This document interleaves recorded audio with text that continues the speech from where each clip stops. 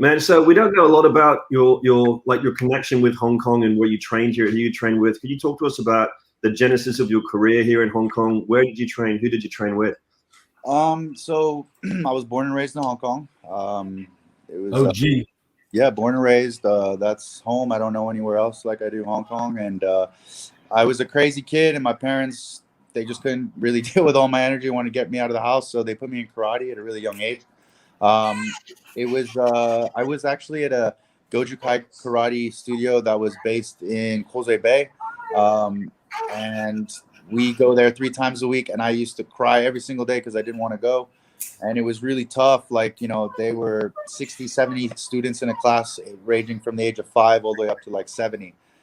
Very strict kata form, and then they would do some form of sparring at the end.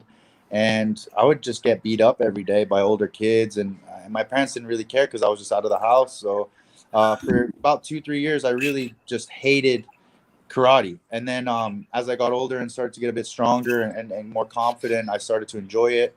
And then from there, my family actually are very close with Alon Naglani, the Panther. He was originally brought to Hong Kong, and my dad actually was involved in helping him get his visa to be in Hong Kong. So we've always had a very close relationship, always been able to train at Impact, like, lifetime membership. And so I met Alon when I was 10, and I started training Muay Thai and strength and conditioning. He started to teach me, like, how to be an athlete and stuff like that. He taught me a lot. And, I never was at that time like, oh, I want to compete or I want to be a fighter or anything like that. I was playing rugby at the time with Bobo, and we were more into the rugby scene and football and stuff like that. And I just did it because I enjoyed it, and it was a summer thing that I could do in the off season. But I just always competed. I always liked it. So I was doing Muay Thai, competing in like inter-club. And then I got into the amateur boxing scene in Hong Kong. And, that didn't take very long before I won my first title in Hong Kong. And then, I never got any love from the Hong Kong Boxing Association, I guess, because they didn't want any non-Chinese blood people representing Hong Kong in boxing, even though they had absolutely no one. And I smoked everybody. So I was like, why can't I just go and try out, but they wouldn't help me. So that's when I kind of was like, I went and played rugby professionally and was just kind of, I kept MMA and martial arts in my back mind. And then I moved to Canada to start university. And that's when I saw GSP win his first UFC title. And I was like, damn, like, MMA is pretty big, and the UFC and all that. So that's when I really was like, man, I should try this. The ground was a whole new aspect to me, but striking I've been doing since I was 5, and it's something that I feel very comfortable doing, and I've been doing it a long time. And so I was like, man, I could do that. So went 6-0 as an amateur, and in Hong Kong I was obviously going back and forth. So I trained when Epic opened. Epic MMA was big at the time when it opened in Hong Kong, and the likes of Alberto Mina, Vasily Kolossa, Tom's, like a bunch of very high level, martial artists were at this gym. So I was learning at the young age of like 20, 21, 22 from these guys. And at that time, MMA was still coming up. So I felt like I had a really good foundation at that time at Epic. And then I competed in Asia as an amateur and in the US. And I'd always been a huge fan of the Black Zillions, and I followed their gym and a lot of their fighters' careers through my teen years, and it was like a dream for me to go there and test myself. So I saved a bunch of money and packed my bags and just moved to Florida and showed up at the Black Zillions and was like, hey, like, I want to see if I can hang with you guys, like, if I'm good enough. This was my kind of test to see if I wanted to be a professional, if I could be a professional in combat sports. And I went there. It was a very tough training environment, but I held my own. I kept coming back every single day, and I started to get the better of other guys. And I was training with the current welterweight champ, and a bunch of guys that are now making a big showing in the UFC and in the world of combat sports. And I was there 2015, 2016, 2017. So I got a solid foundation working out with the Black Zillions. And then coming back to Hong Kong, I was training in Thailand at Tiger Muay Thai, and then Hybrid opened in Hong Kong, offering me a job. So I obviously took that and thought it was a good opportunity to base myself in Hong Kong, have some support system, and then also compete. And it was, at the beginning it was good, and then things started to change a little bit, and I just thought to myself it was too difficult. If I wanted to go to and accomplish the goals I wanted to accomplish, I had to invest myself 100% into my training, into the fight life. And so I saved money working with hybrid, and that's when I decided like I have to go to Vegas and chase it. Like if this is the time, if there's any time, it's this time right now. And I can't turn my back. I'm not getting younger, so I have to make sure that I've gotten myself to where I am now, and I know I can challenge in the UFC. I just need one shot. So that's basically what made me move to Vegas, and here we are. So thank you for that. That's No really problem. interesting. Let's talk a little bit about your boxing in Hong Kong. You mentioned before that you didn't get the support from the the boxing confederation or the boxing federations in Hong Kong at amateur boxing. Do you feel that you would have had an opportunity to represent Hong Kong at amateur level, but didn't because you have Chinese? Did you have interactions with them, and what were the interactions? Yeah, I was very eager, and I wasn't asking them for financial support, anything like that. My family were backing me to go and compete. It was something that I really wanted to do, but they they weren't very communicative in response, and we needed their stamp of approval to represent. And they literally had to just stamp some paperwork and just say it was okay, and basically I could go and compete. They didn't have to spend any money on me. I just wanted to go and compete.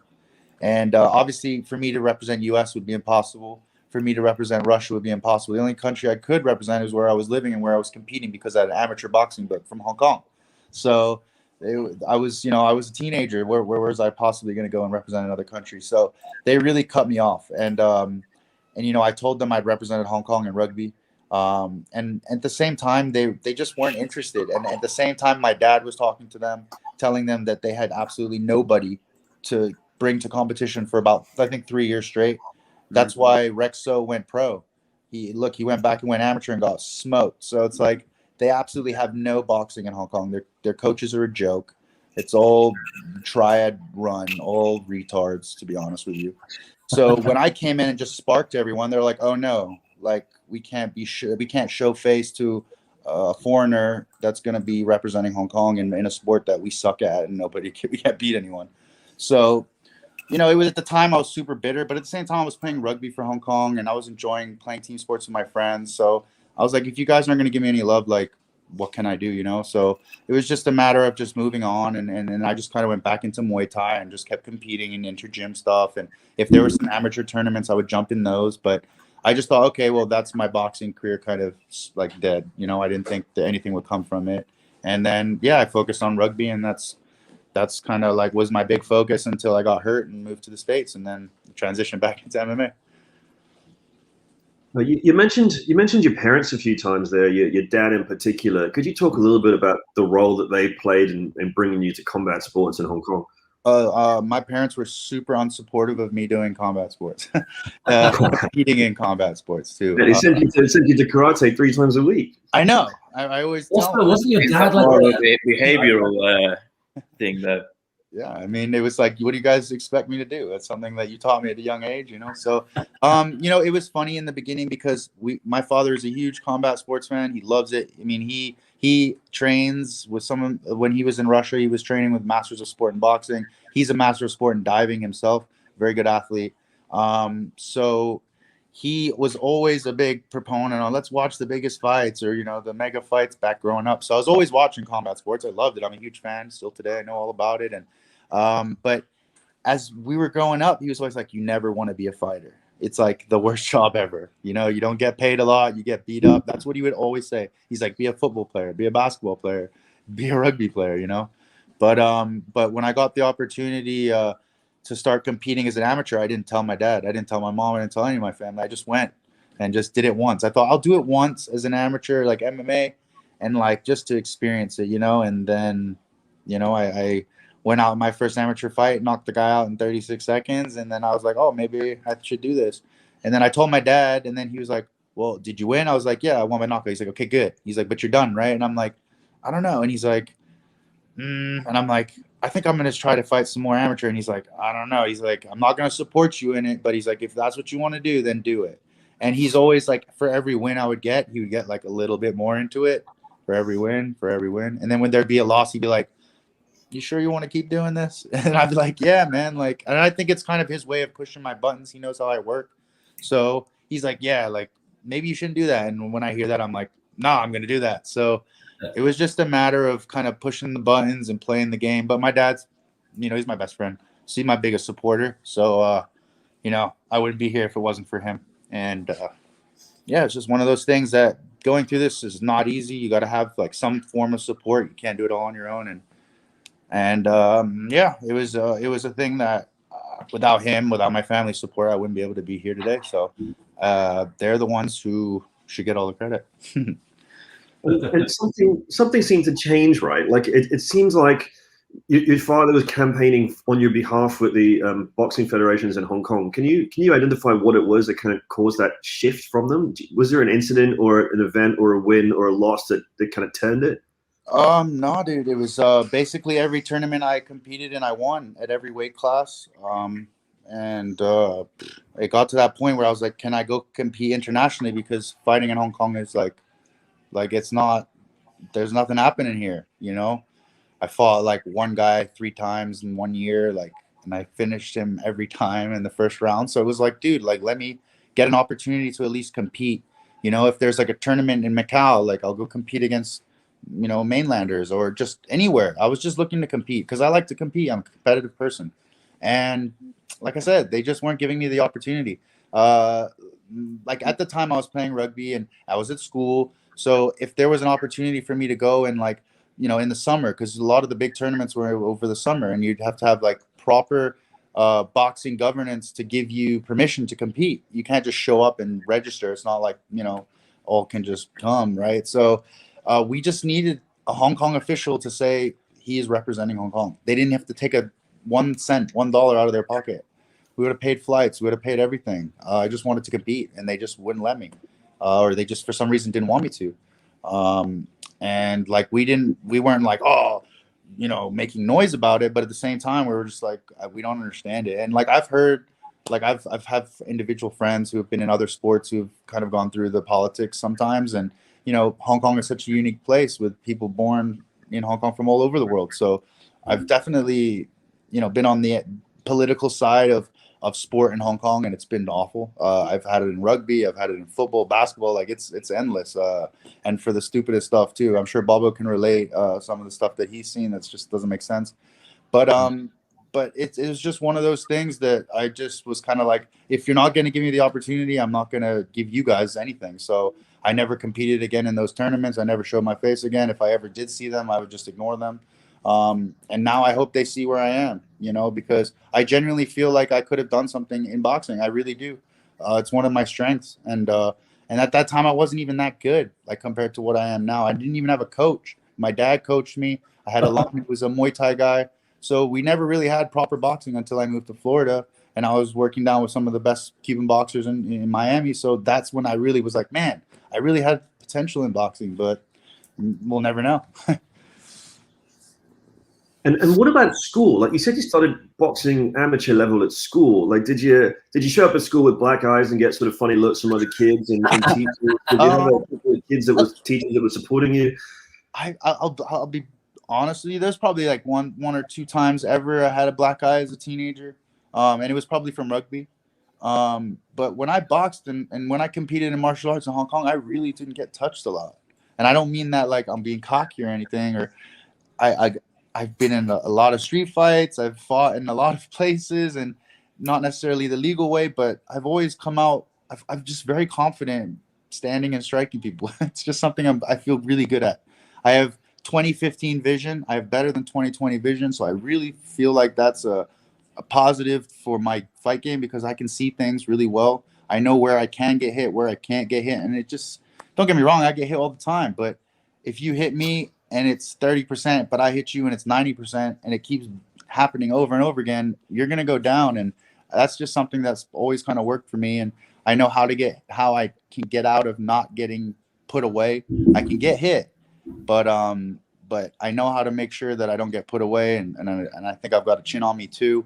So it's just, yeah, going through school, rugby was more dangerous. I lost my front teeth playing rugby. I've had more injuries in rugby than I have in my whole combat sport career. Just from people hitting you without seeing it. And when you fight, you see everything. in front of you unless you get tired or you get hurt. But in all these other team sports, I would get hurt because people would like hit me from the side, or like someone would come and like slide tackle me from behind, and then all of a sudden, you know, you're hurt. So for combat sports, I've been very lucky in terms of that, and I hope to keep it that way because I want to have a long career in this sport. And you know, I'm turning 32 on Monday, so you know, I gotta keep. Damn, you're knocking on. I know, man. This shit caught It's like up. an old man in combat sports.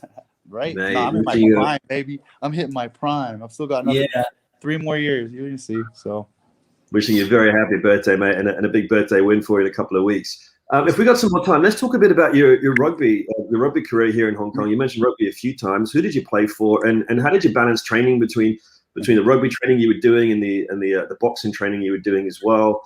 What was that all like? So my first ever team I played for was Stanley Fort. I was also 5 years old. I was at Bradbury School. And you know, at that school, a lot of the kids and their parents were, you know, Stanley Fort. So that's how I kind of migrated over there. But we lived in Happy Valley. So not long after we transitioned to the football club the next year after. And I was a football club player all the way until I was 19. And then I played for Hong Kong under 12s all the way up to under 20s. You know, we went to I've gone on multiple tours with Bobo. We've traveled around Asia competing, and you know, that was actually some of the best times of my life was traveling on rugby tour with these guys because it was such a good time, and we were Taiwan was one of the greatest, I think. That was a special one. We did a Fat Man Thong-a-thon. Remember me and Matt Jones? I do. Silence. A man thong-a-thon. A Fat Man Thong-a-thon. So there was me and one of the props, Matt Jones, who's actually lost like 200 pounds now. He could not be a prop now. But we basically went out and bought thongs, and then we had to do – what did we have to do? We had to do like a Rochambeau. We had to do a silent dance, interpretive dance off. So we had headphones, but none of the boys could hear the music we were dancing to. And then we had like Sasha and Brad Raper and Nuddle, I think, as the judges, and then all the boys watching. So we had to do it. We were on stage, and we would do a full dance in just a thong, and then the boys would have to choose who the winner was. And then we did Rochambeau, and then we had to do the tunnel in our thong. Like, oh god, that was a crazy tour. How inventive were we at that age? Jesus, we were good, huh? So Sasha, when you said you were traveling Asia competing, that's what you mean, the thong-a-thon. Yeah. I mean, dude, like getting to travel, you stay in beautiful hotels, you get to see a new city, you get to play against whoever they are and beat the shit out of them. And they used to treat us like kings wherever we went as well. Like we were like the Taiwanese like rugby union would meet us at the airport, and we would get like a full blown like welcome. They would take us out for dinner and stuff. Like we got treated really well. It was awesome. And being from the Hong Kong FA, I mean, I remember going and competing in Brunei, and we show up there and the conditions are, let's just say, third world. And our the Hong Kong region is just like, this is unacceptable. So they just go and get a 5-star hotel and put us in there. So every other team in the tournament fucking hates us because like we're just like balling out. And just fancy rich white kids from Hong Kong, like, yeah, we're gonna go stay in this hotel. And then we fucked everybody up, you know, as well on top of that. So they're just like, what the fuck? Yeah, and they would whoop their ass too. Yeah, but it was good, man. Like that whole experience playing rugby, the professionalism that we learned at such a young age was, I think, so good, at least for me, going forward, because I've been in a high level athlete from a young age, at least you know, up until this point, and the information and knowledge that I've gained throughout that, I think is just instrumental, bro, because some of the fighters I meet today, they don't even have any idea what is going on with their diet, with their nutrition. They have to be told what to do, but being able to kind of, you know, make my path the safest way possible, and being able to read and educate myself throughout this whole process as a professional has been huge. And I will give credit to Hong Kong Rugby Union for teaching us that at an early age. You know, 13, 14 years old, we were acting like professional athletes, you know, and when you are ingrained in that at a young age, something that will stick with you. Well, I don't know if you know much about what's going on in Hong Kong this week in particular, but there was an outbreak of COVID cases at a strongman gym in Sai Pun called Ursus, and there's a whole bunch of like athletes caught up in that, myself included, not being an athlete but being caught up in that. So myself, James, and Mikey from Fanatics, the awesome MMA app that you got to check out. He's on it. We're in the Bay out near Disneyland, and we're here for 14 days in this like little shitbox of a place.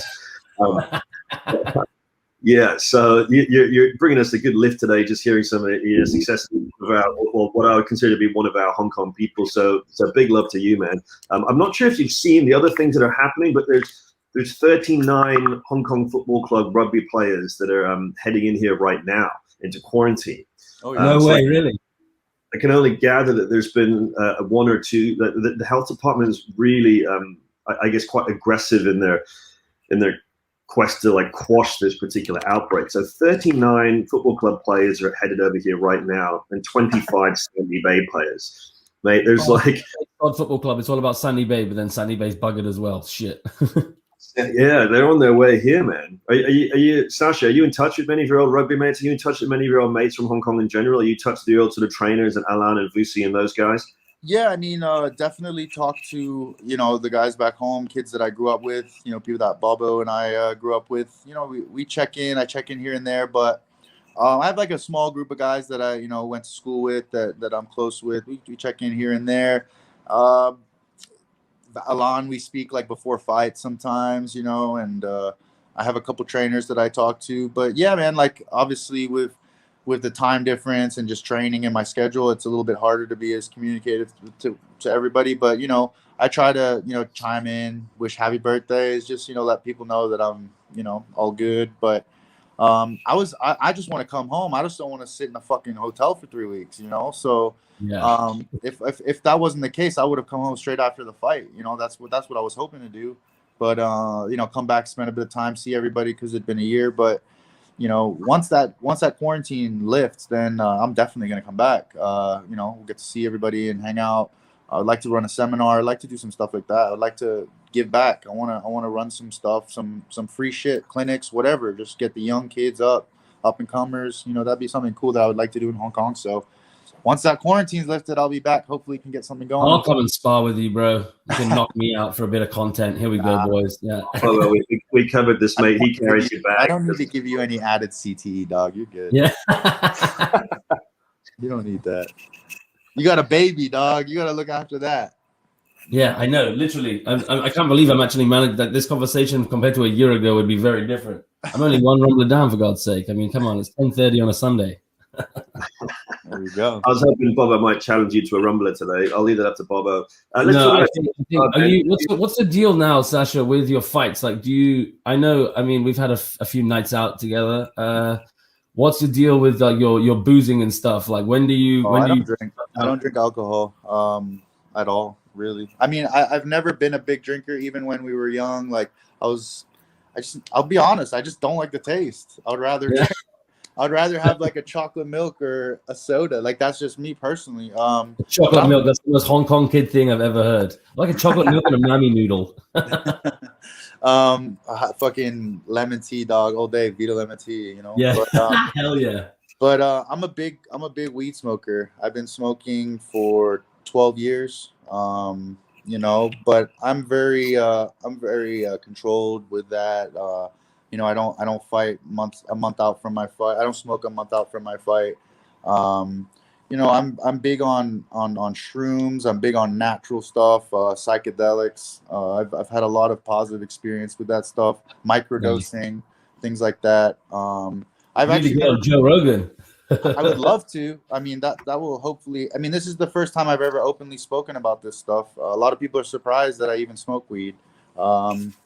But there's a bunch of fighters who, like the Diaz boys, are like big smokers as well, right?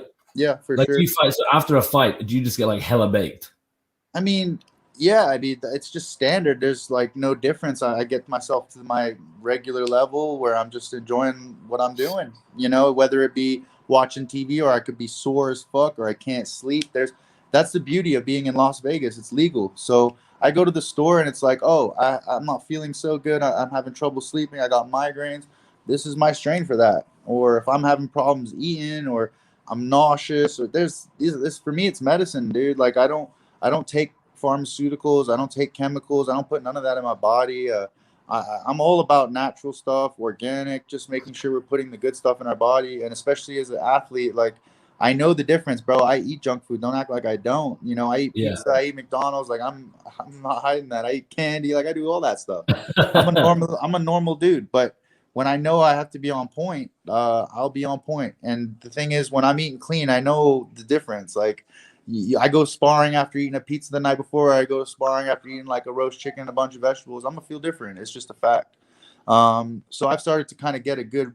I know my body very well and how it responds to things. So, yeah, I mean, like, I've just been so in my own world with my nutrition, my health, and what works for me. Like, I've done 5-day fasts without food and water.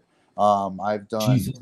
Yeah, like, I've done lots of things like that most people would not really think of doing or think is capable of doing, but they're very beneficial with just a little bit of research, you know. And I've had injuries heal just on stuff like that. So, you know, there's a lot of stuff that people don't know about that they can find out a lot about. Psychedelics, you're going to see, is going to be the future in the sport for CTE, for brain health. That there's a lot of studies out now that are showing that, you know, psilocybin and magic mushrooms have a very positive effect in healing brain tissue and reconnecting neurons in the brain. So these are all things that the UFC, NFL are now currently studying, and they're soon going to be releasing supplements that, you know, that were considered illegal, right? So this is all stuff that's like evolving in the future of combat sport. You're going to see more CBD, which we are seeing a lot of, and a lot of these products that are infused. And I'm telling you, the science is there, the results are there.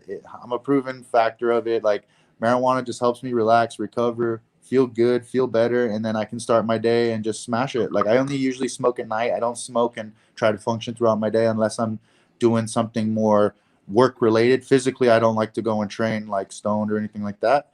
But in the evenings, you know, most of the time I'm feeling, you know, pretty relaxed, eating good, and then ready to go to sleep and do it all over the next day. You know, and I'm not saying like if I was a doctor or a surgeon, I'd be smoking. It's just for my sport, for my field, it really helps for me to just relax, take my mind away from it, because I'm every day getting punched and kicked by human beings, and it's a weird job.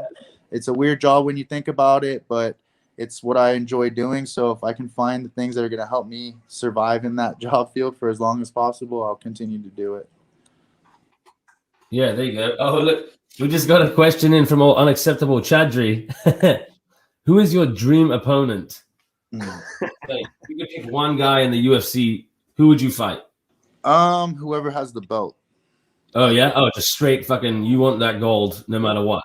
That's the goal, baby. Like, that's the whole reason that I'm in this sport, is to get UFC gold. I'm here to make history. I'm not here to just participate. You know, I know what I'm capable of, and I know what the competition is, and I know I can run through it. So if there is a dream fight, whoever has the belt, I don't care about anybody. I mean, sure, you're going to give me a Conor McGregor red panty night, I'll get paid. That hurt. Yeah. That hurt. Hell yeah. But it's not a dream fight. I don't have like a dream opponent in my mind or anything of that nature. I just want to fight, and I just want to fight the best, and I just want to win the belt. That's it. You just mentioned obviously the belt. You were actually the AFC middleweight champion, right? Yep. What was the deal with that when you signed for the UFC? Were they like pissed off that?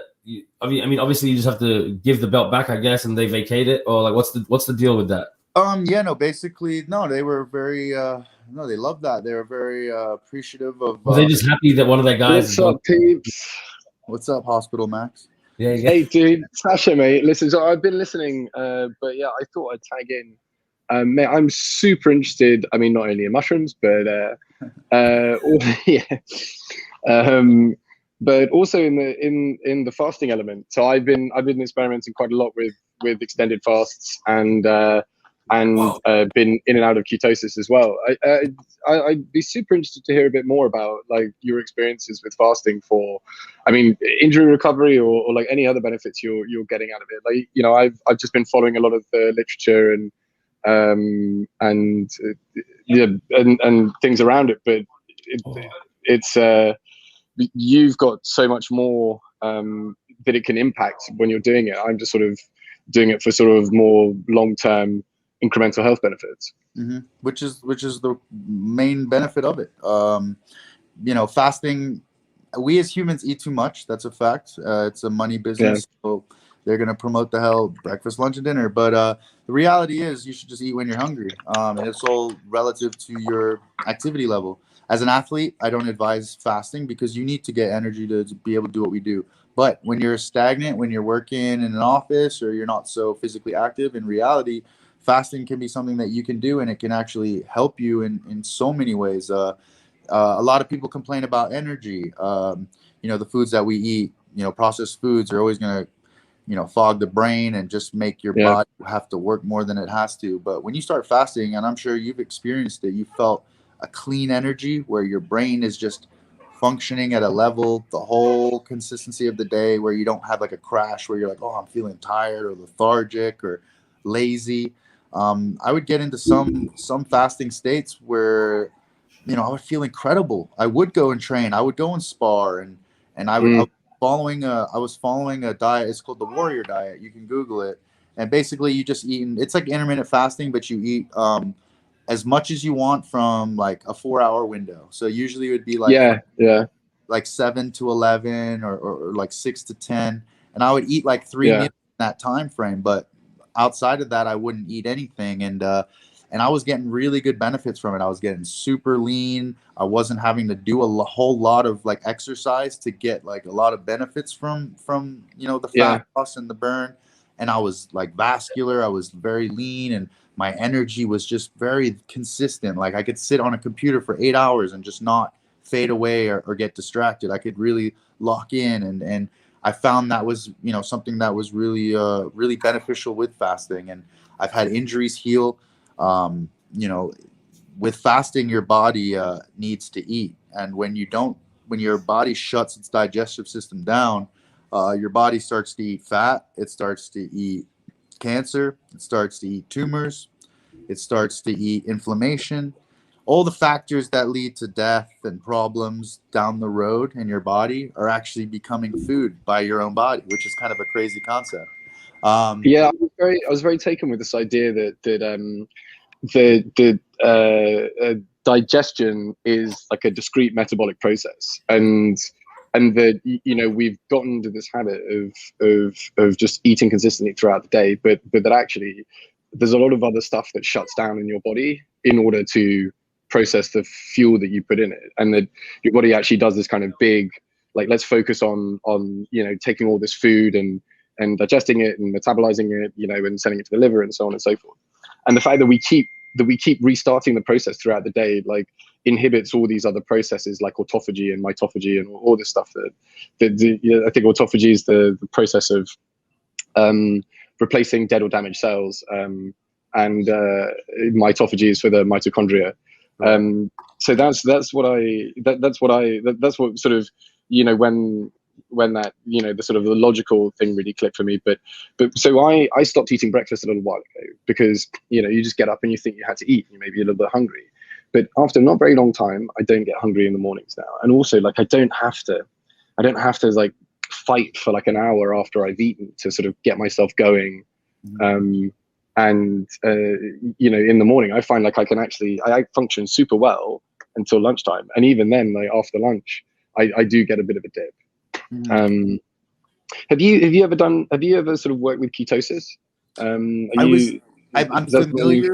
familiar with it.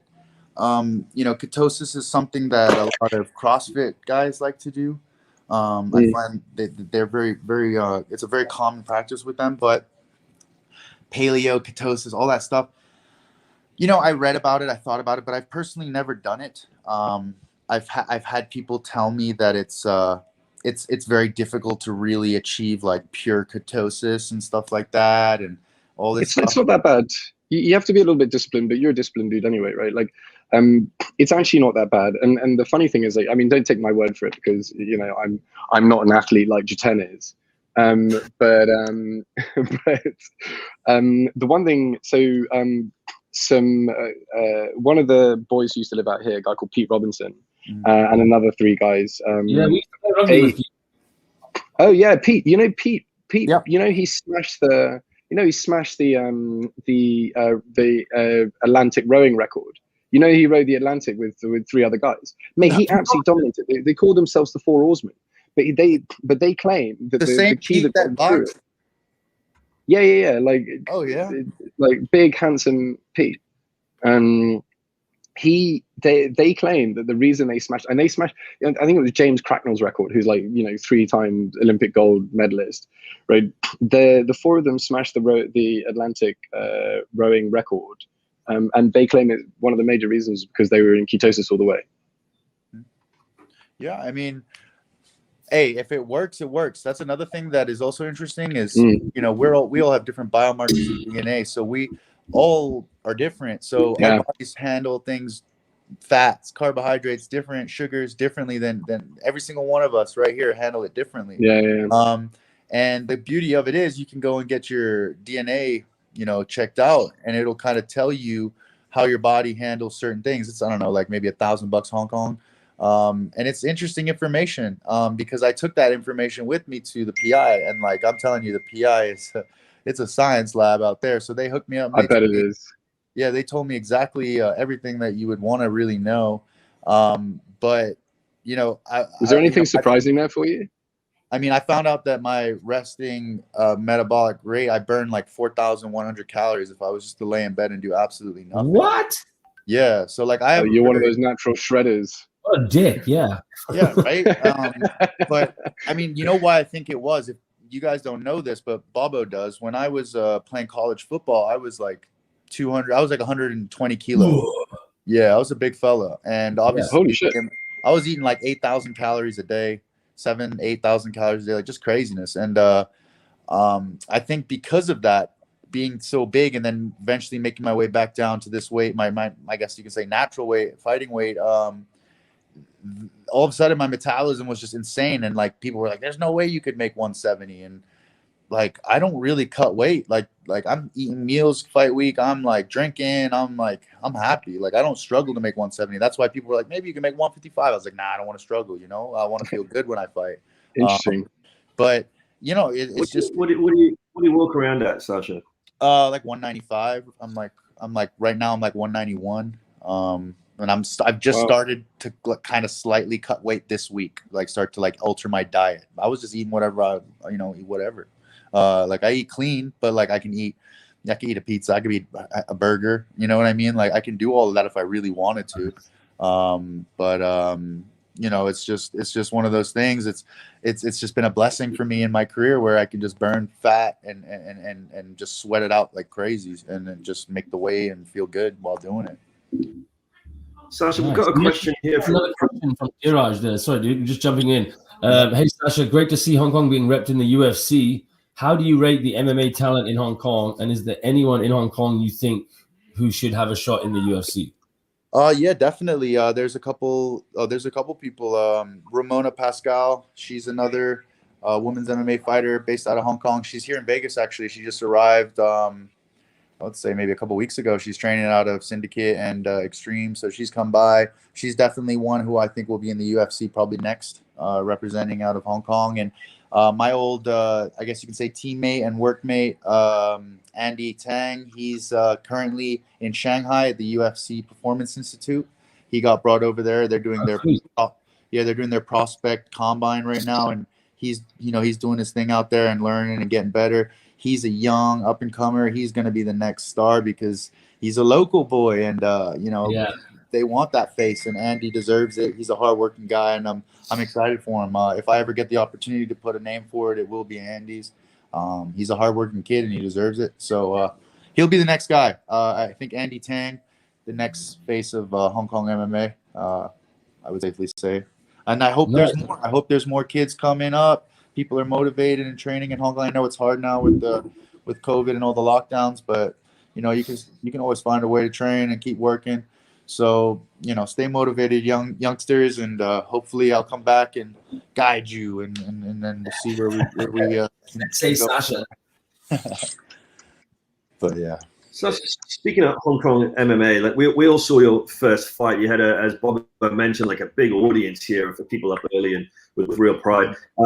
We saw you walk out, and we saw how they have on the screen. There's like a name with a flag, and they're like fighting out of country and stuff like that. And we saw a China flag on there, and you'd have seen that. And can you talk us through a little bit what your experience was seeing a China flag on there. How did you react? And what was the mouthpiece of the Hong Kong flag? Was that a statement of some kind? Yeah, I mean, There he is. so when I signed with UFC, my manager was like, okay, you know, who do you want to represent? And I'm like, well, Hong Kong. And he's like, okay.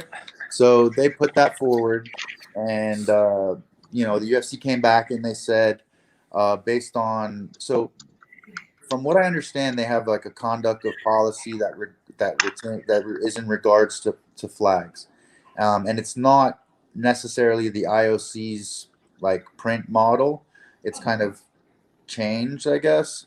But basically, they were saying that Hong Kong is not a country, and it is a city of China. So based on that, they would say I'd have to wear or you know, China kit, because they make every kit based on your country. Right. So I told them, I said, I'm not Chinese. I've never lived in the mainland China. I don't speak the language. I don't associate myself at all to mainland China. I was born and raised in Hong Kong. I've represented Hong Kong internationally. I have friends who've represented Hong Kong in the Olympics. We have been allowed to fly our flag. We have been allowed to wear our uniform. Why can I not wear it here? And it's political. You know, investors from mainland China are heavily invested in the company. And I have to make a statement. I have to become a name, and I will demand that when that happens. And then we'll see what happens from there. But right now, I stay under the radar. I don't want to make too much noise about it. I'll go out, do what I Is do. that why you had your gum shield? If you know, you know. Yeah. I mean, that's the only way. I mean, I have to represent. What is this? You know what I mean? Like, I have to. Yeah. So, I thought that was. Good man. who am I? I have to have identity. I have to be born from somewhere. They can't hide the fact. Like, it'd be lying otherwise. So Yeah. it doesn't make sense for them to hide where I'm from. It doesn't. And who's gonna get offended? It's not gonna offend anyone. Like, I don't get it. It's where I'm from, dog. Like, Exactly. It's almost more offensive to not let you do it. Like, that's what I'm saying. And so like it pissed me off. Like when I first heard about it, and I was like, that's fucking bullshit, because that was a big goal of mine. It was always to fly. I have a Hong Kong flag that I want to walk out to around my shoulders. But yeah, they prevented me, and they said, no, you can't do that. So when the UFC, I'm not going to make a fit. I just came in. Nobody knows me. I don't want to complain and then get cut for that, you know? So yeah. just be a yes man and just make my way up. Once I'm able to, you know, knock off a couple more of these guys, I'm going to start, you know, asking for things. We're going to renegotiate our contract. And after I finish out this contract, and that's when that's going to come up. And if they feel like I'm a worthy individual for this company, or they see some promise in me, then maybe it's something that I can negotiate and make happen. But unfortunately, right now, the world we live in is so crazy, and everyone's offended, and everyone gets hurt over everything. So at the end of the day, I'm doing what I enjoy to do, and the people who know and the people that need to know will know, and we'll find out eventually. And it's kind of cool in a way, because they're trying to make it like low key, but at the same time, everyone's just like, that's just dumb. But at the same time, it's like, okay, we can support it, you know. And like, bro, after my fight, I would Google my name, like, and just see the Reddit and like the comments, and just want to read about it. And people were like, oh, what's the chances he comes out with a Hong Kong flag and they freaking abduct him, like the mainland abduct him and take him back, you know? Like, they're just you know, they're hilarious. They're just like us. They read the news just like us. They're familiar with what's going on. You know, free Hong Kong, all that stuff is lit on there. So you know, if I can be a representative of that, whatever, like, I will be. But I just want to represent where I'm from. That's it. So hopefully I think part of the challenge here, it was in the immediate aftermath of the Daryl Morey Houston Rockets fiasco, right? I don't know if you followed that story, but there was huge commercial fallout, and the NBA, they wouldn't broadcast NBA games on CCTV in China and things like that, so it cost them a lot. Was there any fallout as a result of you wearing the flag in your mouthpiece? No, I mean, you did see how they quickly panned away from me when I showed it. Yeah. So I think they were aware of the situation, but I was not told anything. No, they had to look at my mouth guard. Nobody said nothing, so, you know, that's fine.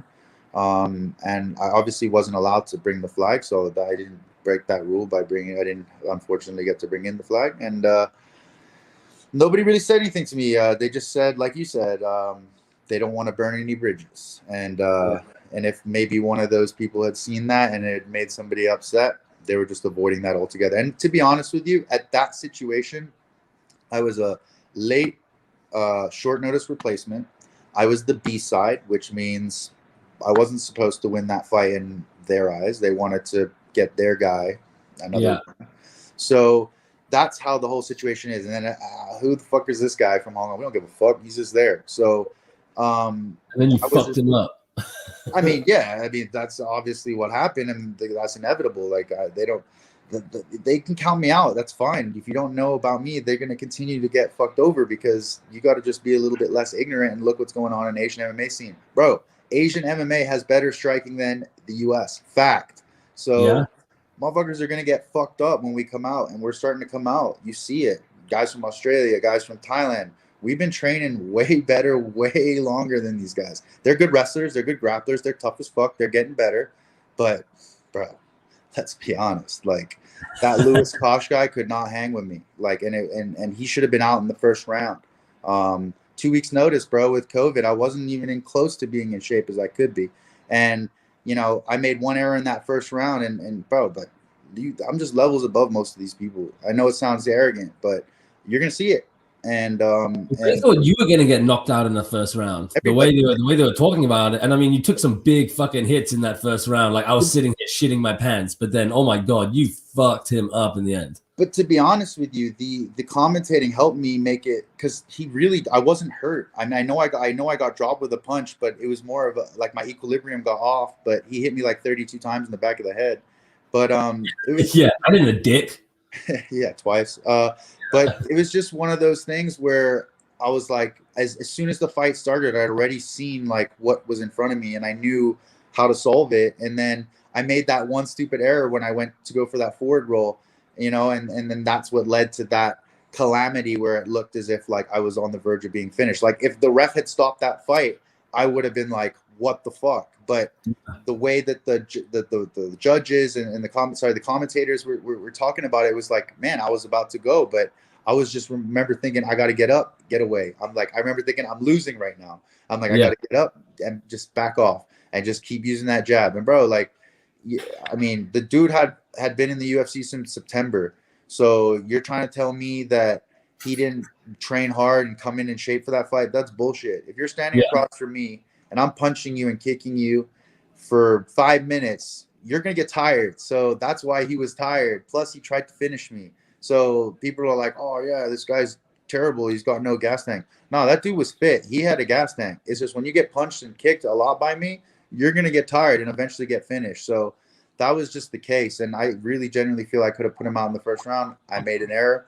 But I'm happy with how the fight went because it turned out being fight of the night of the event. People loved it. It was great. And 50 G's, baby. So, you know, that was the perfect situation that could have happened. But I'm just excited because I just know where the level of people are and I know where I'm going to go. So I'm just excited. I'm excited for the journey. And, you know, this has been a project, a very long project. So now that I'm like at the beginning of starting the journey, it's exciting for me. I'm, you know, it's something I've calculated in my head, thought about, processed over and over again. So to finally do it, it's pretty awesome. So I'm excited for April 10. And the guy you're fighting, right? He is basically famous for getting that crazy fucking KO. He's the guy who got like the KO of the year, but the guy who actually got knocked out by it last year. Yeah, that crazy back spinning heel kick shit. Yeah. He is obviously going to be, he doesn't want to be known for that, right? I mean, your last finish was a fucking highlight finish. I mean, when I sent you that GIF, remember, you just like King Konging that motherfucker. Like, that was crazy. Do you think that the way he got knocked out is going to affect how he performs? Or do you think he's just going to be training the exact same? Or do you think that being the guy that got that KO is going to do something with his mentally? Do you think he'll prepare differently because of what happened? Or do you think it's still, everything is just go? Well, with Impa Kasanganay, let's just say he got knocked out. It was pretty savage, but he relocated camps. He moved his camp down to Florida at Sanford. I know the guys down there. So obviously he wanted a change of scenery. And on top of that, he's coming down a weight class to fight me. He's a 185er. He's never made 170 in his whole career as an amateur and as a pro. So for me, that smells like I'm not comfortable at 185. I feel like I have an advantage at 170. He's a really lean guy.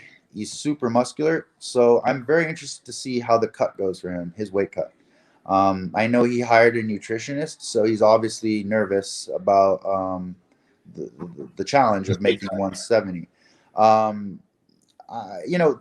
thing is with him, he's an athlete. He's an ex-football player, college football player, average. We probably played at a similar level actually in college. I also played at an average level. And then he transitioned into MMA after football because he's had some friends that started training, and long after that he started fighting as an amateur and then went pro, and he's now 8-1. I don't see a fighter. I see a tough athlete. I see lots of holes in his striking. I see that'd be awesome actually. Bully beat that. Yeah. But no, it's something that I see. I have my technique, my level, I think, is above his. But it's a fight. It doesn't matter. He's got serious power. He's very composed the way he fights. He's very calm. He's got good defense through the middle.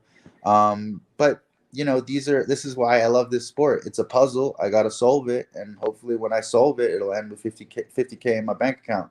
So. So it's just one of those things that I see a lot of things that I can be successful with in this fight, and but there's a lot of things I have to be very careful with. It's going to be a war. It's going to be a tough fight. The dude's tough. He's fights to decisions. That means he's got cardio. He's got plenty of 3 rounds, in him. I fought 5 rounds, so I think if one of us doesn't get finished, then it'll probably go to a decision. But I plan on going out there and just styling on him. I feel like that's what I'm going to be able to do. My footwork, my movement, my head movement, I just feel like I don't feel like I'm going to get hit. Don't get me wrong. I can make mistakes. I can misjudge things and get hit, but I generally feel like I'm going to be the quicker guy, faster guy, sharper guy, and it's going to show when we fight. Boom, I'm pumped. When is that? That's 10th of April, right? Yeah. It's a fight night. It's a fight night, right? Yes, it's a big one though. Vettori Till is the main event. Big card, and it's back on ABC, so it's going to be a big one. Boom, I'm super pumped for that. And just your thoughts on tonight. There you go. Yeah, Chatri's just said himself in the main event. Vettori. Yeah. Oh, you're talking about tonight's main event? Yeah, tonight's main event. I'm going to go with Leon. Go with Edwards. I've gone Leon actually. Yeah, you absolutely smashed it in the group last week. You had like a 7 in a row. I think you got right. Finally, Jesus. Yeah. I was been a bit crap the start of the year, but I've been a little better last week, and this week I've done okay. There's a couple upsets here that kind of messed me over just now. I had Serkinov. He just got smoked. So yeah, that was crazy actually. Yeah, that was like 22 seconds or something. Yeah. So. Yeah, God damn it, I had him as well. Yeah, so I mean, now that I'm in camp, I'm like less worried about other things going on. I'm just like focused on that. Like I don't know. I just when I'm not in fight camp, I'm like like all about the game, like MMA and following and stuff. And then when I'm like in fight camp, I try to kind of stay away from social media a bit more, right. And just kind of like I don't know. It takes too much of my energy because sometimes like. I can go, man. Like I can write in the comments, and then all of a sudden people start talking, and we're just going back and forth, and it's like 2 hours. I'm like, what the fuck have I been doing for 2 hours? So like now that I'm in camp, like I'm trying to be more valuable with my time. Yeah, that's awesome. And how is the Performance Institute? You mentioned before that it's just like a complete game changer. Is it like because now you said like your protein, everything, your nutrition, your physio? Is it just like a complete? You have nothing to worry about when you're down there? Nothing. That's it. It's like, I don't pay a dime. I save a ton of money. Like, I mean, you have to understand, like going throughout my career before this point, every physio was paid for, out of pocket. Every meal I paid for was out of pocket. All supplements out of pocket, gear, training stuff all out of pocket. You gotta pay for that shit. And but being in the UFC now, it's like I just go to a building, I pick up my 3 meals, I go, I got an injury, I'm sore, or I'm tight, I go there, they take care of me. If I want to do my strength and conditioning there, I can do it too. If I get hurt, they take care of me. If I need to train, I got a place to go train. There's a lot of things. If I need to go chill and relax, I can just go chill and relax, go sleep there if I wanted to. There's just go like take a nap. Just anything. Go eat, go grab a drink, go have a coffee. Like it's one of those places, and it's a blessing. That's the whole point, that the UFC wanted to give you that advantage as a UFC athlete, because they want the best for you when you go out there and fight. They want you to make weight. They want you to be in the best shape. They want you to be as strong and as powerful as possible. And the PI can elevate that extremely. It sounds exactly like Penny's Bay quarantine camp. Yeah, definitely. In what way do you think a fight camp is different to Penny's Bay quarantine camp? I think where you're at right now, you're facing tougher opponents. They're going to be probably tasering you if you try to leave the building.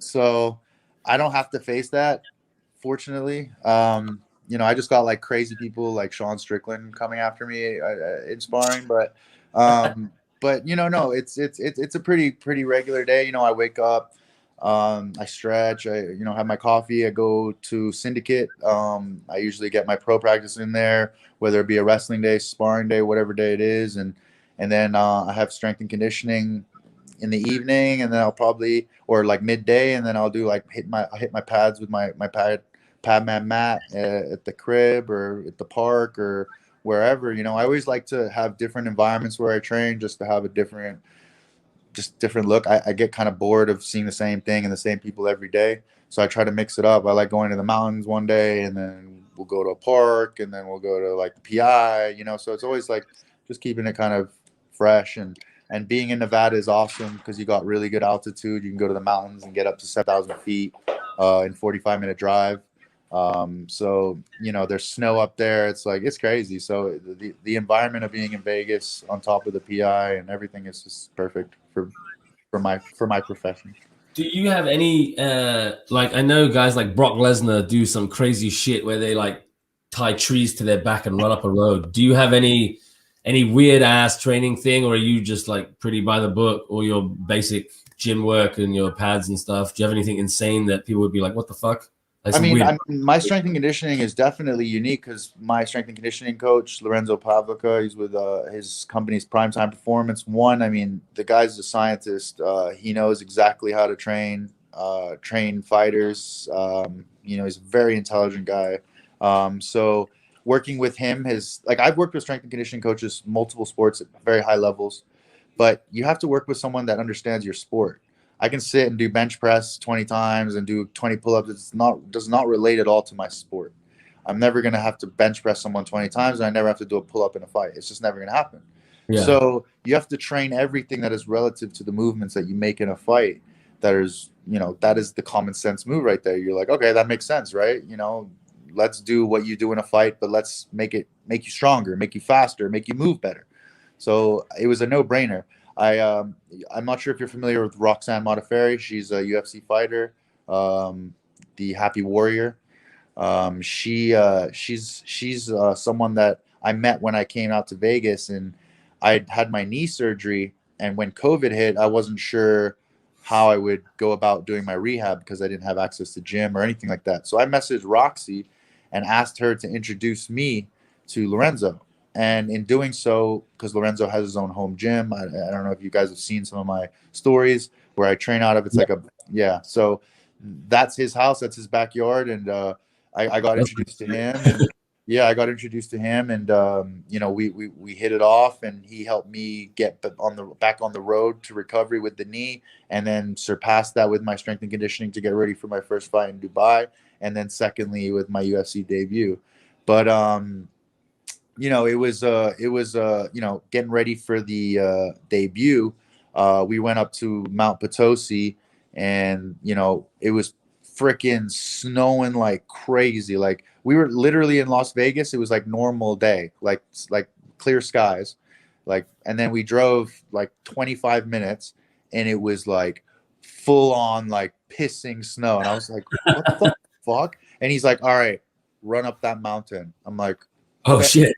Yeah, I'm like, okay. I was like wearing shorts and shit. I was not even properly dressed for this. I had like shoes that have like holes in them, so my feet were wet like automatically. But I ran like it was a 5 mile up and 5 mile down. Oof, So, that sounds horrendous. oh, it's horrendous. But bro, running in the snow is so much better than running in the heat. So that's at least my opinion. And I had COVID at the time, so my lungs were really clearing out from that. So I found when I got done running those mountains, I was in such good shape. And I don't know how many people are running those mountains, but that's one of my advantages is my cardio. I really truly believe when I get in my fights, I have good cardio. And going on these like ultra runs and doing crazy stuff is kind of what Lorenzo's most well known for. Right. He's coached like high school wrestling teams and baseball teams that I know the individuals personally that they tell me that he's a crazy guy, and he puts them through some of the best workouts ever, and they were state champs and they were absolute animals. So guy knows what he's doing, and I'm just excited to go out on April 10th because we've been together a year now, so we're just like leveling up all the time, and I'm just getting bigger, better, and stronger. When I showed up with the UFC, I was 10 pounds underweight for my weight class. They said I could gain 10 pounds of muscle. That's what they told me. So I told Lorenzo that, and he's like, let's fucking go. So that's what we've been doing. 10 pounds of muscle. Holy shit. Yeah. So when I got into the UFC, I was hollow. Like I was hollow. You know what I mean? Yeah. Now I'm starting to fill out that hollowness. Like I feel really filled out. Like I feel light and explosive, but I'm heavier and stronger. So it's perfect. And when I get in there on April 10, I think it's going to show, because the way I move and the way I hit is just it's going to be a problem. I really truly believe it's going to be a problem for a lot of people, and I'm excited to do it. Dude, I'm so pumped for it. And like when you're walking out, because you used to go by the White Lotus. What do you have a new nickname? Do you have do you still go by that? What's the deal now? No, I mean I kind of music and like, what's your tune as well? Is it always the same tune you come out to? What's your deal with that? I've had like a different song for every fight. Okay. It's just kind of like the mood I'm in. My last fight, I don't know if you guys even got to hear my walkout song. It was very like kind of different. The Heat Is On by yeah, we did see that, dude. When you were walking off your last fight, I was literally losing my shit in my house. It's like 5 to 6 in the morning, and I was just like, I can't believe I'm awake, but like, yes. Yeah, man, it was cool. That was insane. Yeah, it was cool. I mean, like, for the music, it changes. The Heat Is On is I have a backstory to that. My dad, I don't know if you know this, but my dad was a world champion high diver. Yes, I did know that. And he used to perform at Ocean Park. So when I was growing up, Did he used to get set on fire? Yes. Oh my God. You remember the song? The Heat Is On. That was him jumping from Glenn Frey from Beverly Hills Cop. Pardon me? Glenn Frey from Beverly Hills Cop. That's a fucking great song. Yeah, dog. And so I was God, your dad was the fire guy. That's insane. I can't believe I didn't know that. I will send you the photo on WhatsApp after, okay? Like I have, it's from like 1995, Ocean Park, dog. Like he was, that was him doing that. And I'm like, bro, the heat's on. I'm fucking making my UFC debut. What a sick song, So I was like, that's for my dad, so. But I don't know what my next song is. I'm still thinking about it. I have a couple ideas, but yeah. And what's the deal with your nickname? Do you automatically get a nickname? And also, what was it like standing in the octagon with Bruce Buffer announcing your name? Was that like boom? It was cool to like fist bump him. Like that was always like something I visualized doing, so it was like very natural. Yeah, I mean the nickname. I think I changed it just for kind of like I don't want to offend any snowflakes. So I just was like, my name is long enough, and people probably won't forget it, So I just was like, I'll remove the nickname and just go Sasha Palatnikov for now, unless something comes up that I like or someone gives me a nickname. Because the White Lotus wasn't something I came up with. That was my first boxing coach in Florida. He gave me that after hearing my like whole life story. He was like, "Bro, you're like the White Lotus. You can grow through anything," And so he called me that, and that was kind of what stuck in the beginning of my career. And then when I came back to Asia, like some people kind of like asked me some dumb shit about it, and I was like, and if I was like, if I have to go and like fight at a bigger level, I don't want to have, like I said, snowflakes being butthurt over something that doesn't even make sense. I'm white as fuck. I'm pale as fuck. I'm from Hong Kong. I'm the Lotus. Like, that's what's up. So that's kind of because when after your first fight in some of the groups, like you were getting a bit of like racist hate. Like they're like, why is this white Russian representing Hong Kong? Like, what the fuck? And I was just thinking, the dude is born and raised here, played rugby for Hong Kong. Like, who the fuck is bitching? Why aren't people just proud that the white guy from Hong Kong is representing? Like, well, yeah, they're like, oh, where's the Chinese guy then? And I'm like, whoa, yeah, Chinese guy has his chance. He just doesn't fucking want to work. That's it. Yeah. Like, what? Yeah, that why blew does my it mind. matter? Why does it Who would matter? be pissed Like, off about that? Say that again. I don't know who would be pissed off. Like, surely you'd just be pumped that someone's representing, representing Hong Kong. I mean, that's badass. That's what you hope for, but unfortunately, there are a lot of haters in this world, and I mean, it's at the end of the day, if they're not successful and they see people being successful, they'll find hate. You know, I've had that my whole life. You know, even through rugby, dude. Like when I was going through, like, yeah, because we were a bunch of white guys playing rugby for Hong Kong, and when we go on tour, they're like, none of you are Chinese. And we're like, actually, there's a couple. There's a couple. We have some. Yeah, we have Legion and Benny Mac. We have tokens. Don't worry. But yeah, I mean, it's just like it's ignorance, and like what people don't know or understand, they will immediately take as a threat. So that's another thing that I really appreciate being on this platform is I can educate. A lot of people don't know about Hong Kong. Most people I talk to in America, I say I'm from Hong Kong, they're like, oh, is that like next to Japan? And I'm like, you know, like how much retarded shit can you go over without being able to say, look, man, I want to educate people to let them know that this is where Hong Kong is. This is a place that has international people from all over the world. And instead of just people asking if you eat rice, and you're like, yeah, no shit. Do you? Like, yeah, I mean, it's just like that atypical stereotype. Like, oh, like are there car crashes all the time there? And I'm like, you know, it's just like the dumbest shit. And I'm like, bro, like if you just kind of ignore the ignorance you have and just open your mind a little bit and just see like what you see in your backyard in maybe Vegas or Mississippi or Alabama, you're getting all over the world. It's just people are culturally a little different, and if you have a little bit of information and knowledge, it'll help a lot. And if I can at least put a spotlight on Hong Kong and you guys as well, like I'm not just one white dude with everyone else is Chinese. Like that's what people think. Yeah. So it's just one of those things that if I can educate and let people know what Hong Kong's like and tell them how great a city it is. It's one of the coolest cities on this planet. Maybe it's changed a lot and it's going to be different than what it was like when we grew up there. But, it was probably the coolest place to grow up. It was like a playground. You just run around and you have no fear. You had nothing to worry about. You know, it was a safe place to grow up. It was like just a concrete jungle. You know, you have the nature, you have the city. It's such a cool place, a unique place. So if I can put a spotlight on it in any positive way, that's cool too. What are some of the probably at the minute for sure the biggest athlete in Hong Kong at the minute representing, which is epic. Say that again. I kind of missed it. What you said? I said you're basically the biggest athlete coming out of Hong Kong right now. I mean, like you're in the UFC, you're representing. You're out there. I mean, especially at the minute there's basically no sport going on. So to have someone like you out there in the UFC and you're pretty active on your social media and shit, like I think it's only going to get bigger for you, especially over here. You're going to end up like when you get off the plane, there's going to be everyone, oh my God. I wish, dog. I doubt it. Bro, I mean, I wish I got a little bit more recognition. Obviously, like the expat community is big and involved in my support system. And you know, like the SCMP have backed me from day one. And but I really would love some local love, man. Like, you know, something like Apple Daily or something, you know, something sports related from the locals would be awesome because I mean, look, they're always going to have that. They're always going to be like, he's not Chinese, you know, but it doesn't matter. Like I grew up, like I went to. You're old school. You're an OG, man. I mean, born and raised. What more can you want? I was born in Matilda Hospital, dog. Like, you know, like I didn't choose that. So, you know, I wish, I mean, again, it's just my first fight. And, you know, Hong Kong, they only like success. So maybe I got to bring some gold before they'll give me some recognition. But I'm gonna keep pressing on, and I'm gonna keep trying to promote and, like you said, be loud on social media if I can.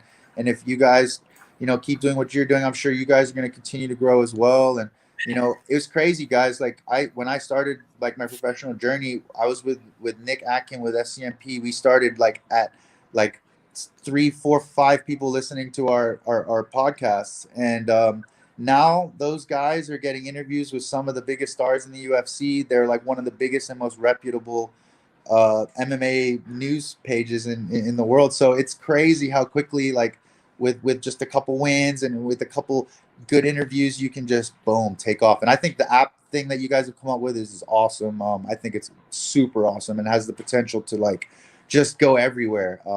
Especially in the US, people love the DraftKings and they love like being able to pick things on apps and watch it and have competition with friends, rankings. So I think it's a great direction for you guys, and I hope it kicks off, and you know, maybe we can do some collaborative stuff in Hong Kong with some clinics. You guys can throw us a sponsor. We'll throw you on a board. You know, this kind of stuff. Hell yeah, man, that'd be sick. Definitely. I mean, that's basically our plan, right? As soon as I told the boys I actually knew you, they were like, "What the fuck, you know Sasha?" I was like, "Oh yeah." I sent them a photograph. Like, I think the first photo of us on Facebook is us in Macau. Like, I think I sent you a couple months ago, and we're like, out partying, drinking those like test tube shots, and we're like 60 years old. I've got a fucking full head of hair. Like, Jesus Christ. Me too. Yeah. How do we? Dude, do you remember that night, Bobo? I remember that night. I remember how that night ended. Yeah.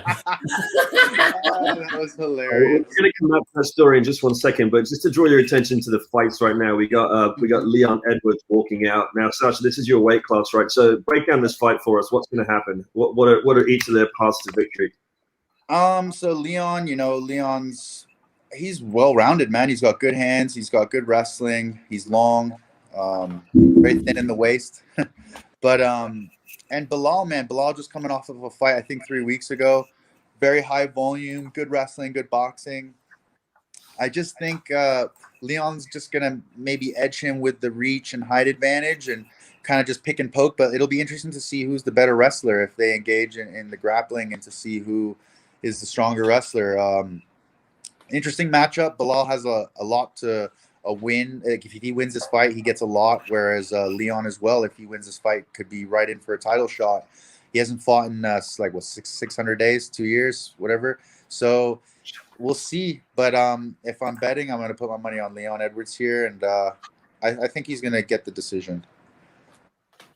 How much of an impact do you think it will be him having not fought in 600 days? I definitely think it is an impact. I mean, there are a lot of factors here. I don't think he's ever fought in this environment, not fighting in front of fans. It's definitely something different. But it all comes down to composure and who you are in your head. If this is just another day in the office and he's ready to go and been ready to go, because he's been very unfortunate to not have had a fight earlier. If anything, he's just raring to go and ready to go. I don't necessarily believe in ring rust, so I think he'll come out and look good. I think he needs to put on a big show everyone that he's not a boring fighter, and then get that title shot that he really needs. Guys, it looks like Bobo's lining something up. Bobo, what are you doing? So, Sasha, you know about my rumblers, right? So at the end of each UFC pay-per-view, whoever's bottom of the list between me, Mikey, and James has to do a glovey, which is a rumbler out of a boxing glove. So with you here. So I'm guessing you came last then, huh, Bobo? I had a 7-fight slide. Oh, wow. Yeah. There's one more fight, mate. Here, pick Bilal and pick a method of victory. You get 3 times your money. Yeah, but that was my problem last week. I went for Nunes KO, and she was about to KO her, and then she wiggled down and choked her out, so I got nothing. Then fucking Aljamain was a DQ. Yeah. And, not DQ. Yeah, DQ. Yeah, it was DQ, so I didn't get that because I had him by decision. I was like, fuck. What am I on now? That's the outcome of last week. We chucked you in the group, Sasha, so we could compare ourselves against you. Yeah. Bobo You're got fucking crushed. You're in the Rumbler group And, too, Sasha. So after your fight, you better start rumbling. But right now, I will do it with you here. So, Aguilo beer. I see. I like the innovation here from a shoey. Now you got a glovey. Yeah. All right. We like to mix things up, you know? Yeah. When did this start? When did this tradition start? Oh, God. Hold on, Bob, not just yet. We're going to set a little market here. Guys, how long is he going to take for this? is it going to be greater or less than 3.5 seconds? I mean, I would probably say greater just because of the way it's got to be drunk, but let's find out. Mate, you're the athlete here. You don't get a bet. Hold on, don't start yet. 3.5 seconds. James, greater or less than? Oh God, here we go. Sasha? Greater than 3.5 seconds. Yeah, you saw. Over under. Sasha, all right, there's no bet. Let's go. Definitely. That is revolt. Was he always that slow? What beer did you put in that? Is that a 16-ounce glove? Jesus. Oh, done. Oh, that's fucking horrible. That's a used glove. That's from training as well. Oh God. Oh, yummy. James, you missed it, but it was comfortably over. It was comfortably over. Oh. There you go. I hope it's the last time I lose. That tastes like balls. We're about to have an open bell in this main event here. Yeah. Oh God, that was nasty. Oh, nice elbow.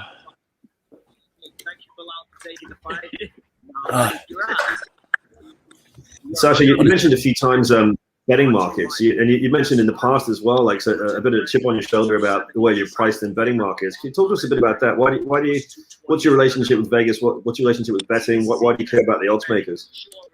Yeah, I mean, I'm a big sports bettor. I wouldn't say I'm like I throw huge amounts of money into it, but I play a lot of parlays, football, basketball, UFC. You know, I like to just throw a couple bucks here and there and just watch the fights. But yeah, man, like when I first saw my betting line, I was like, God damn, I'm like plus 425.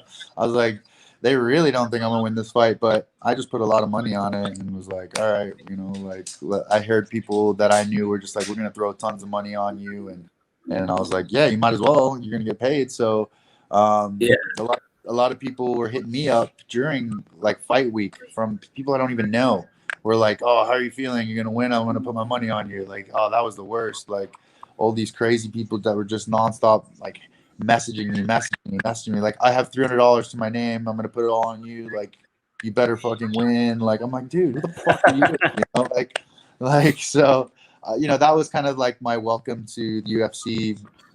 Via betting lines. But so you guys are allowed to bet on? Are you allowed to bet on your own fight, or you're allowed to bet on other fights? What's the? Oh, Sasha's just jumped out there. We've lost him, but I don't know what the deal is because footballers and stuff, right? They're not allowed to bet on their own games, obviously. But is Sasha back? Oh, we lost him. Well, hopefully he can jump back in. But yeah, there we go. Oh, birds, we've lost Sasha. Yeah, I think he probably wanted to watch the main event. Yeah.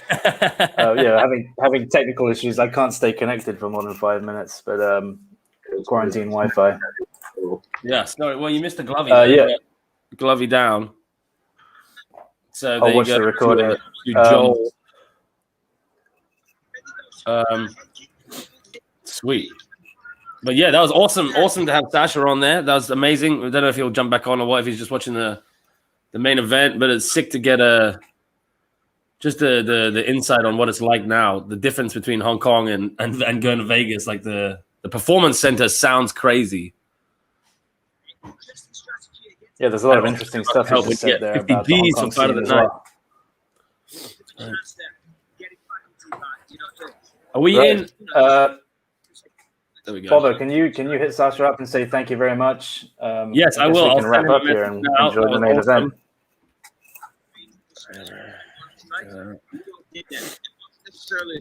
You guys, I'm gonna drop off as well because my Wi-Fi is really spotty, and I'm gonna watch this fight. But Bobo, mate, thanks for all that. Thanks for everything. I'll talk soon. Talk to you guys soon. See you in 2 weeks, Bobo. Yeah, awesome. Enjoy the fight. Thank you, Sasha, for jumping on. Hopefully we can speak to him again soon, and we'll definitely, obviously, be watching live for his fight on April 10th. But yeah, good sesh. Enjoy the main event. Catch you guys soon. Peace. I'm cut. See you, man. Bye. Bye. Peace.